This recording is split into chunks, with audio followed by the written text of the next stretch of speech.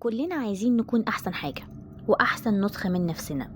بصي، عايزين نكسر الدنيا زي ما بيقولوا، بس مش نكسرها نبوظها، لأ نكسر الدنيا نجاحات، نكسر الدنيا تطوير. ثقتنا بنفسنا تكون حديد، وكل ده مش هيحصل غير لما نفهم نفسنا كويس وتعرفي إن الثقة دي مش مجرد حاجة بتمثليها كده أو بتتظاهري بيها. لأ، دي حاجة بتكون كده نابعة منك داخليا، إنك حد عارف قيمة نفسه وعارفة إن بحاجات بسيطة أو بخطوات بسيطة بتعمليها ممكن تغير كتير جدا عندك. تعالي بس كده اخبطي اللايك الجميل واشتركي معايا في القناة وندخل في الموضوع، وأنا واثقة إن بعد الفيديو ده حاجات كتير هتتغير فيكي. يلا بينا. هسألك سؤال، إحنا ليه بندور على الثقة؟ لأن ببساطة الحياة من غيرها بتكون تقيلة. بمعنى إنك في أي قرار أو في أي حاجة محتاجة تاخدي فيها قرار سريع بتكوني مترددة، مش واثقة في قراراتك، بتخافي تتحركي أو تاخدي خطوات جديدة في حياتك. معلش على كلمة بتخافي دي معلش، عادي، احنا أسرة في بعضينا. نكمل. الثقة بتخليكي تقومي من أي وقعة أو أي دروب بيحصلك في حياتك، بتخليكي تقومي وتكملي مهما كانت الظروف مش مساعداكي. وحقيقة الثقة دي إن هي حاجة مش بتجيلك فجأة كده ولا حاجة بتتولدي بيها.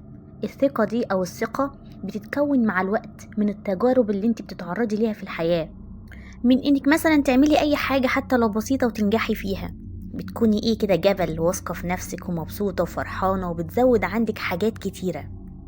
بنتعرض لمواقف كتير في الحياة، المواقف دي ممكن تكون سلبية بتأثر على ثقتنا بنفسنا وبتكسرها طبعا، زي ان ممكن حد يقارنك بشخص تاني، او مثلا تفشلي في حاجة، او مثلا يحصل لك موقف او اي دروب يعني وتقعدي تقولي لنفسك انتي فاشلة، ده انت غبية جدا، ايه اللي انت بتعملي ده اصلا.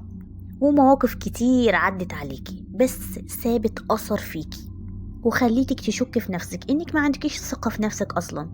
وده يدخلنا في نقطة انك لازم تكوني متصالحة مع نفسك، انك قبل ما تكوني حد واثق من نفسه لا، لازما الاول تبطلي تعاقبي نفسك، تبطلي انك تغلطي فيها وتعترفي انك شخص بيغلط في نفسه، وان في اي موقف مش بتكوني دعم لنفسك، يعني ان شاء الله هتعدي باذن الله، ربنا معانا. ما تخافيش، انت قوية، تدعمي نفسك، ولكن انت بتعملي العكس، انت بتقدريها وبتغلطي فيها وبتهينيها نفسك طبعا، وبتشتغلي جلد فيها جلد، وبتكوني قاسية جدا معاها. وكل اللي انت بتعمليه ده مش هيطلع من نفسك قوة، بالعكس ده انت هتخليكي، يعني انت هتكرهي نفسك اصلا، هيولد كره وعدم ثقة. طيب، علشان نعمل شخصية قوية من حديد وثقة بالنفس من حديد برضو، مش هقولك اعملي خطوات كتير ولا حاجات كتير، لان ابسط حاجة هتعمليها هتجيب نتيجة.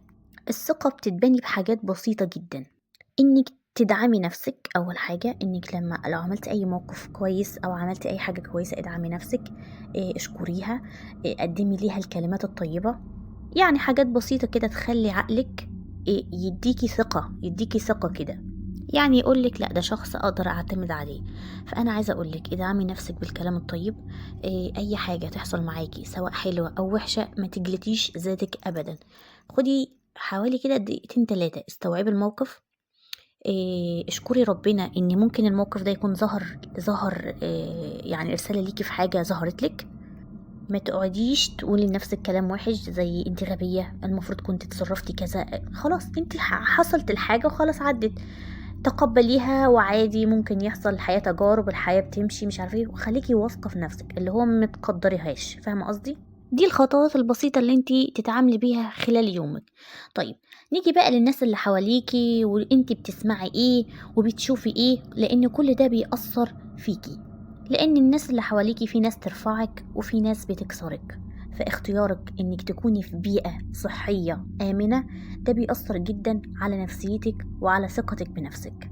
وانك تحمي نفسك من اي حاجة خارجية سيئة، ده بيكون مش أنانية، ده بتكون حماية ليكي. بمعنى ان اي موقف او اي حاجة وحشة دافع عن نفسك، احمي نفسك، لان انت كده بتكوني عبارة عن درع واقي لنفسك، فاهمة ازاي؟ وعايزة اقولك على حاجة، انك انت مش بمعنى انك تكوني واثقة في نفسك انك تكوني شخص كامل، لان مفيش حد كامل في الحياة. الثقة ان انا عارفة نفسي، عارفة قيمة نفسي، عارفة ان انا شخص جميل، استحق كل حاجة جميلة واستحق احلى حاجة من كل حاجة. يعني يا ريت تقولي الجملة دي لنفسك كتير. انا شخص، او انا قولي اسمك مثلا، انا سارة مثلا، هديكي مثل، استحق من الحاجة اجمل وارقى وافخم حاجة. وإنك تكوني عارفة نقاط قوتك فين، ولو عندك نقاط ضعف اشتغل عليها برضو بخطوات بسيطة علشان تطوريها وتغيريها وتكون نقاط قوة. ونصيحة مني، ما تقوليش لحد ايه اللي بتخافي منه او ايه اللي بتكرهيه علشان ما يستغلش ده ضدك، ايا كان مين. الثقة برضو بتبان في هدوءك، في كلامك، في وقفتك، في تعاملك، في صوتك. خليكي صوت كده هادي راقي، إيه، مش حد صوته عالي، مش حد يعني اقولك ايه، ما نخش في تفاصيل. المهم خليكي راقية كده في نفسك. الهدوء في حد ذاته قوة. انك تكوني شخص كده هادي وراسي، دي قوة في حد ذاتها، فاهمة ازاي؟ وعايزة اقولك معلومة، ان الشخص الهادي ده بيكون غامض جدا، والناس اللي حواليه بتكون يعني بيبقى كده ايه بالنسبة لهم حد مش مفهوم قوي، فاهمة؟ فبتكوني غامضة كده وبتدي لنفسك برستيج عالي. وزي ما قلتلك، لو عايزة ثقة من حديد، ما تستنيش تاخدي ثقة من رأي الناس فيكي، لأن رأي الناس أو كلام الناس عموما اللي حواليكي بيطلع وبينزل، بيهد وبيبني، فاهمة ازاي؟ فانت لو اعتمدتي على كلام الناس اللي حواليكي، يبقى كده انت هتبقي شخصيتك او نفسيتك مذبذبة، فاهمة ازاي؟ مستنية تاخدي الكلمة من فلان ده انك انت النهاردة مثلا زي الفل علشان تكوني مبسوطة. لا، انت مبسوطة وانت فيكي كل الحاجات الجميلة الحلوة، رغم ان اللي قدامك ممكن يكون قال عكس كده. طز، ما يهمنيش رأيك، احتفظ بنفسك، مش هيأثر فيا بحاجة. أنا شخص عارف قيمة نفسي، ربنا بجلالة قدره مكرمني ومخليني في أحسن صورة ومخليني مديني قيمة عالية. أستنى أنا أخد قيمتي من شخص مخلوق زي؟ لا طبعا.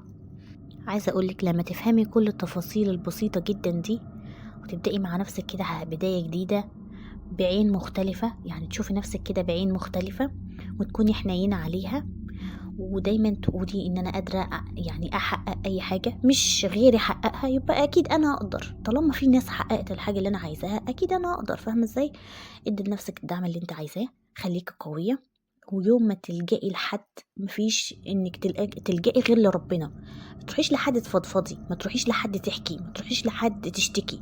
عايزه تعملي كل ده، ربنا موجود، هو اللي قادر يحل، هو اللي قادر يديكي، هو اللي قادر يغير لك كل حاجه. تمام. وخليكي متأكدة ان مهما كانت الظروف صعبة او الظروف حتى متيسرة، انك هتكملي مهما حصل في اي حاجة انت عايزة تعمليها او توصلي لها. تمام. ده كان فيديو كده خفيف بسيط، وان شاء الله هنزلك جزء تاني صغير برضو كمالة الفيديو، انك ازاي تحبي نفسك قوي. اضغطي لايك جميل كده واشتركي في القناة، وهسيبلك لينك قناة التليجرام في الوصف، ادخلي فيها وانضمي، لان هي مجانية فترة محدودة، ان شاء الله هينزل فيها حاجات قيمة جدا وحاجات مفيدة جدا. يلا اسيبك في رعاية الله، باي باي.